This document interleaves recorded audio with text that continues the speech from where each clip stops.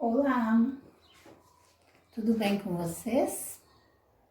Hoje é quarta-feira, temos aula de CHM. Nós vamos continuar estudando o que a gente estava estudando nas aulas passadas, né? A gente está vendo o desenvolvimento do espaço urbano. A gente já viu como que acontecem as transformações das paisagens, o que isso traz, às vezes, como positivo, o que traz como negativo, né?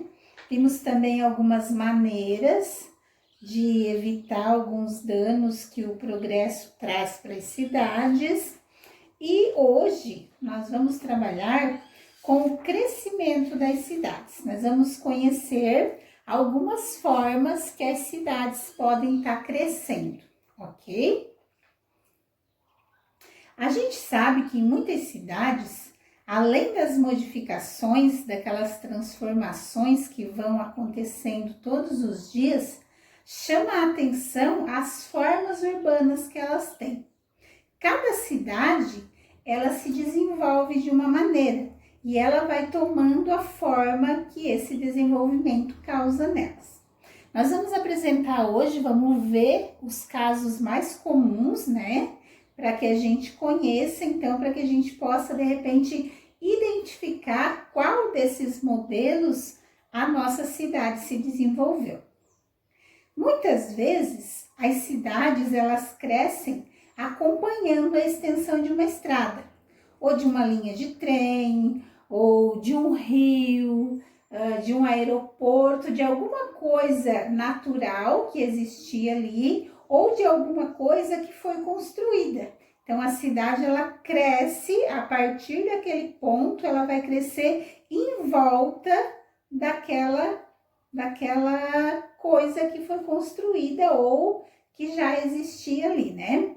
A gente pode entender bem isso se a gente avaliar, se a gente observar nesse projeto da ocupação da região norte e centro-oeste do Brasil. Isso que aconteceu lá impulsionou o crescimento de muitas cidades.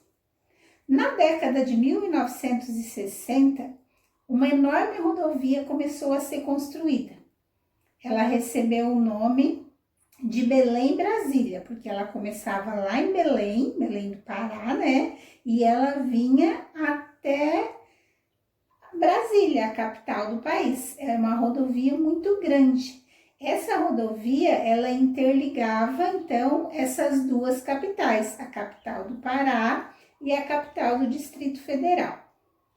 Assim, aumentava muito o escoamento de produtos agrícolas, né? Ficaria bem mais fácil para os produtos serem transportados, tanto da região norte para o centro-oeste, como vice-versa.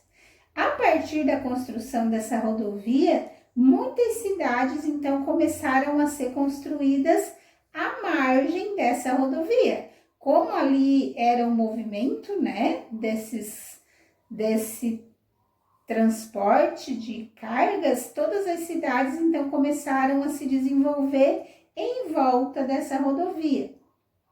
O sistema viário brasileiro foi o elemento mais importante para o planejamento, para a organização e para o crescimento das cidades à margem dessa rodovia. O que fez com que as atividades econômicas e as formas urbanas das cidades acompanhassem a estrada. Sempre que a gente vê, então, um desenvolvimento de cidade que cresce a partir de uma estrada, né, ou de um rio, de uma linha de ferro, a gente vai dizer que esse crescimento, essa forma urbana, ela é conhecida como linear, porque é como se aquele empreendimento fosse uma linha, né?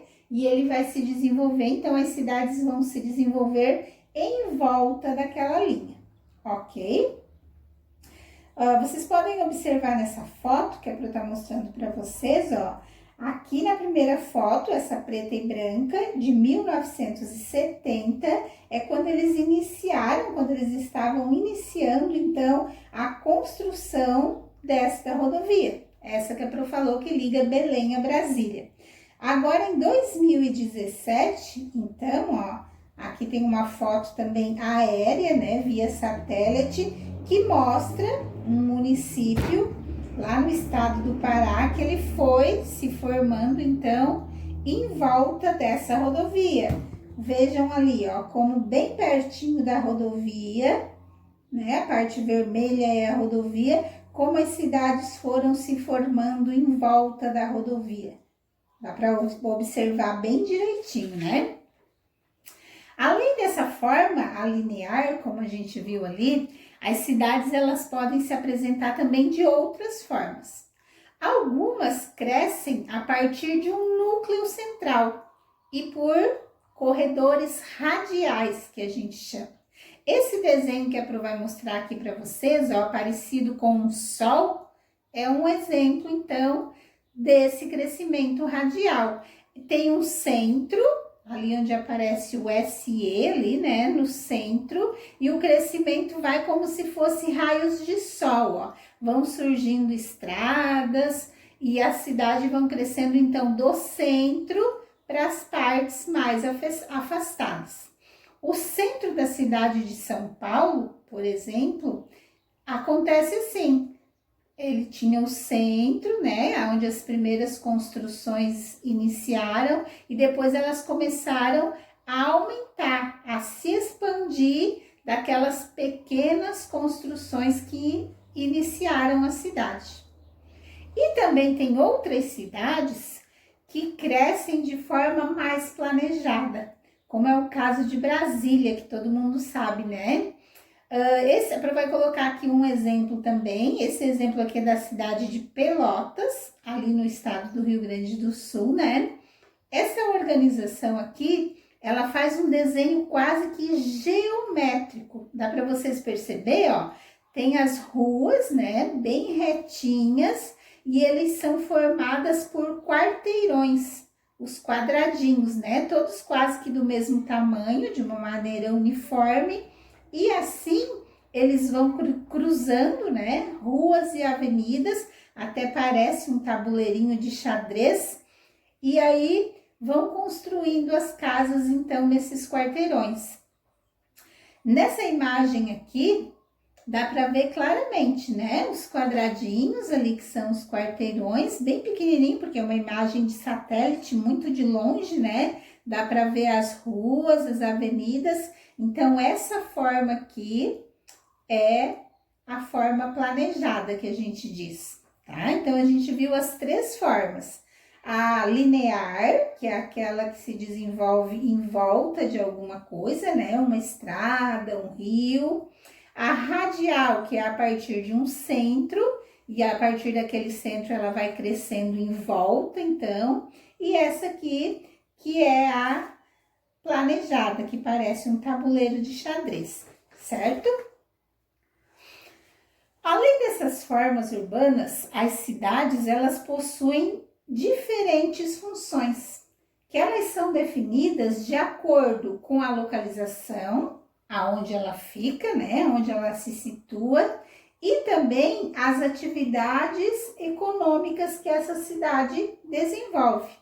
Por exemplo, vai colocar ali na fotinho para vocês verem a cidade de Natal, a capital Rio Grande do Norte, que ela iniciou a função de defesa do território e hoje tem múltiplas funções.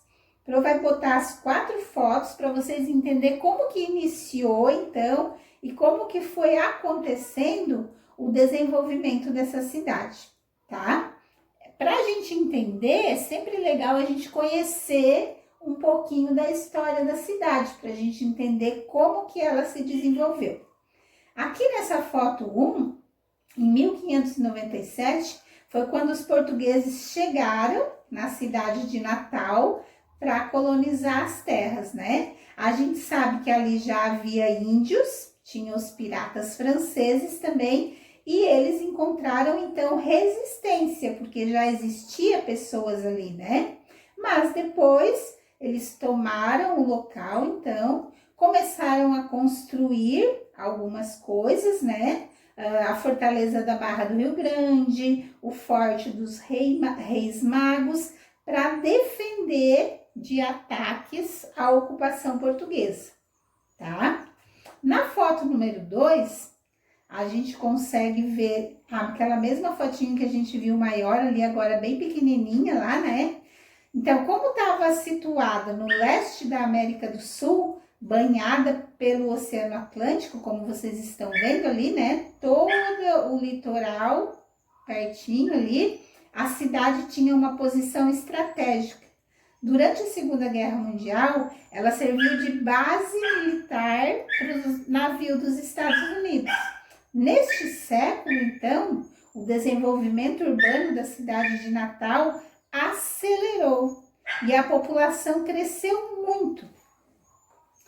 Aqui nessa figura 3, já em 1965, foi inaugurado em Natal o Centro de Lançamento da Barreira do Inferno, um importante centro de lançamento de foguetes, de coleta de dados espaciais e de pesquisas desenvolvidas pela aeronáutica. Essa foto aqui, então, é de 2014, certo? E aqui na figura número 4, é uma foto atual de 2017, né? Aqui já mostra, então, o desenvolvimento, a cidade quase que desenvolvida, né? Dá para ver a infraestrutura urbana das ruas, já tem linha de ônibus, aeroporto, tudo já está organizado para que visitantes possam frequentar as praias e as dunas, já que Natal vive do turismo, ela é uma cidade turística, né? Então, nós podemos perceber aqui 4 momentos diferentes da economia da cidade de Natal. Uma no início, que já foi muito importante, né? Quando eles fizeram a construção, então, para iniciar esse desenvolvimento. Cada momento foi marcado por um acontecimento diferente, mas todos eles foram extremamente importantes para que a cidade de Natal fosse o que ela é hoje. Nenhum foi mais importante que o outro. Todos eles tiveram um papel fundamental para que a cidade se desenvolvesse da forma como ela se desenvolveu, ok? Continuando. Antigamente, era mais simples a gente identificar as funções com quais as atividades predominava num período da história, né? A gente podia falar numa cidade industrial, onde tinha muitas indústrias, religiosas, quando de repente a economia girava em torno de alguma coisa religiosa, né? Turística, político-administrativa. Hoje, as cidades, elas mesclam um pouco de tudo isso, né? A gente costuma dizer que uma cidade, ela pode ter múltiplas funções, porque numa cidade pode ter várias atividades, né? Pode ter indústria, pode trabalhar com instituições financeiras, pode ter o aspecto religioso, pode ser turística, então pode ser 2 ou 3 função numa mesma cidade. A Pro vai mostrar para vocês agora um exemplo, né, para ficar fácil para a gente entender, da cidade de Santos, uma cidade paulista. É uma cidade muito grande, tem mais de 400, tem quase 450 mil habitantes, e o processo de urbanização e desenvolvimento dela teve início, né, com a construção de um porto, o Porto de Santos, como é conhecido. E a partir daquele momento, ele começou a enriquecer, no início do século XX, com a exportação do café, que era produzido no estado de São Paulo. Então, era uma cidade agrícola, né? Mas, através da construção do Porto de Santos, eles foram se adequando e um aspecto foi contribuindo para que o outro se desenvolvesse. Hoje, tem lá também a exploração do petróleo e do gás natural na Bacia de Santos. Uma outra atividade que é extremamente importante para a cidade de Santos. Vejam, ó, se nós analisarmos as fotos. Aqui nessa foto, o Porto de Santos ele está sendo inaugurado em 1892. Atualmente, ele é considerado o porto mais importante da América do Sul. Essa foto aqui ela é de 2017. Vocês conseguem ver ali, né? Os navios, muitos navios, né? Aqui nessa figura B, o prédio da Bolsa de Café de Santos foi inaugurado em 1922. Ele estava ligado, então, à exportação do café. Hoje, o edifício abriga o Museu do Café, ok? Na figura 3, a gente consegue ver as ruas do Centro Histórico de Santos.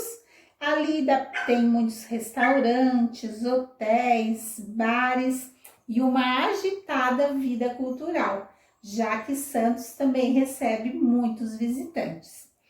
E nessa última figura, dá para ver que está mostrando para a gente, né, que Santos, ele abriga o maior jardim da orla marítima do mundo, com mais de 5 quilômetros de distância. Então, aqui também, né, o turismo natural, ele é bem desenvolvido, já que praia é sempre bastante visitada pelos turistas aqui no Brasil, certo?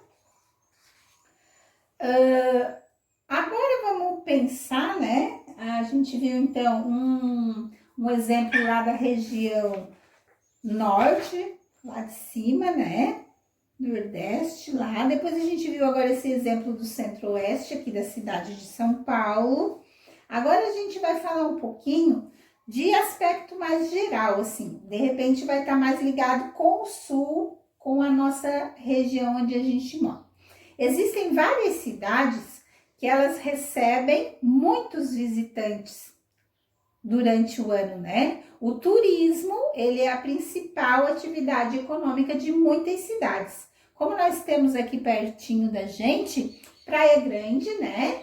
Que é muito visitada por turistas mesmo do nosso país ou de outros países, por causa do ecoturismo ali da região dos canyons, né? Que ultimamente tem chamado a atenção de muitas pessoas. Nós temos também Torres, né? Que é uma cidade totalmente turística.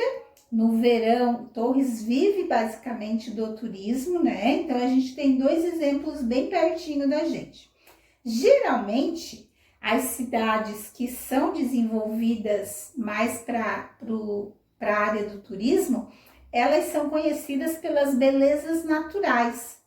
Aí, baseado nisso, como consequência, né, acaba chamando a atenção também as manifestações culturais, porque as pessoas vão se envolvendo, né, com as visitas desses turistas, então, e as paisagens históricas. Geralmente são municípios ou cidade mais antigas e todo esse aspecto histórico, então, que conta a história da cidade, também acaba sendo valorizado pelos turistas, sejam eles brasileiros ou estrangeiros. O turismo, ele é uma atividade que pertence ao setor terciário da economia, né? Para que gere renda para as pessoas que moram ali naquela cidade, é preciso que os governantes, eles invistam, né? Eles fiquem bem atentos a uma infraestrutura boa para atender os turistas, eles invistam nas estradas, né? Que levam as pessoas a essas cidades. Se tiver portos, aeroportos, rodoviárias, tem que ser tudo bem cuidado, né? Para que realmente quando os turistas cheguem à cidade, eles tenham condições adequadas para estar circulando nesse espaço de uma maneira segura. Provavelmente, né, os municípios que vivem do turismo, eles têm uma rede de hotéis, pousadas, restaurantes, comércios, bem desenvolvida também para estar atendendo esses turistas e para estar oferecendo também uma forma de lazer e divertimento para as pessoas que chegam. A Pro vai mostrar para vocês aqui duas fotos, tá? Primeiro a Pro vai mostrar essa, que é mais pertinho da gente aqui, de repente vários de vocês já visitaram, né? A cidade de Gramado, aqui no Rio Grande do Sul, que é bastante famosa, principalmente no inverno. Ela recebe muitos turistas, porque a temperatura realmente baixa lá, né? Chega a gear, cair neve, e isso atrai bastante os turistas. E tem essa outra foto aqui também, lá do estado do Mato Grosso do Sul, que é a cidade de Bonito, que também a gente ouve muito falar, que recebe muitos turistas. Aqui no caso é pela paisagem natural, né? Tem muitos rios, cachoeiras, e isso atrai muito as pessoas, como o próprio nome já diz, parece que a paisagem é realmente muito bonita, é encantadora. Todas as pessoas que visitam falam muito bem dessa cidade. Além dessas modalidades tradicionais de turismo que a gente conhece, que a Pro falou até agora, nesses últimos anos está se desenvolvendo também o ecoturismo ou o turismo rural, que está transformando os municípios, às vezes aqueles menores ou mais do interior, para que possa desenvolver também um potencial turístico, como é o caso da Praia Grande, que a Pro falou para vocês. Ali na Praia Grande se desenvolve o ecoturismo, né? Que é um tipo de turismo que utiliza de forma sustentável o patrimônio natural, aquela paisagem ali dos cânions, então, que a Pro falou para vocês, e a cultura local. Todas as pessoas que moram, então todos os moradores da cidade fazem parte desse turismo, fazem parte da história, e tudo que eles fazem, tudo que eles sabem é valorizado nesse tipo de turismo. É importante os turistas saber que quando eles vão a uma cidade dessa, também nas outras, mas mais nessas, né, eles têm que tomar cuidado com o ambiente e com os recursos naturais. O turismo rural, ele proporciona ao visitante, muitas vezes vindo da cidade grande, né, a oportunidade de conhecer o dia a dia do campo, como vivem as pessoas, como é o dia a dia delas, de forma simples, né? Desde o próprio alimento que elas produzem, eles têm a oportunidade de conhecer onde são plantados, como são colhidos, e depois ainda podem participar das refeições, né, das pessoas que moram ali. Também é possível vivenciar atividades típicas dessas áreas, né? Por exemplo, andar a cavalo, nadar no rio, pescar. Agora está bem desenvolvido ali também a atividade com balões, né? Tudo isso, então, vai agregando valor às cidades. Cada cidade vai aproveitando aquilo que ela tem de bom para ela se desenvolver, para trazer cada vez mais turistas para a cidade, para que a economia da cidade possa crescer, para que a qualidade de vida daquelas pessoas que moram na cidade possam melhorar. E é assim, todos unidos, né? Os moradores, os governantes, os turistas, vão acabando que um contribui da sua maneira para que as cidades se desenvolvam, então, para que as cidades cresçam, ok?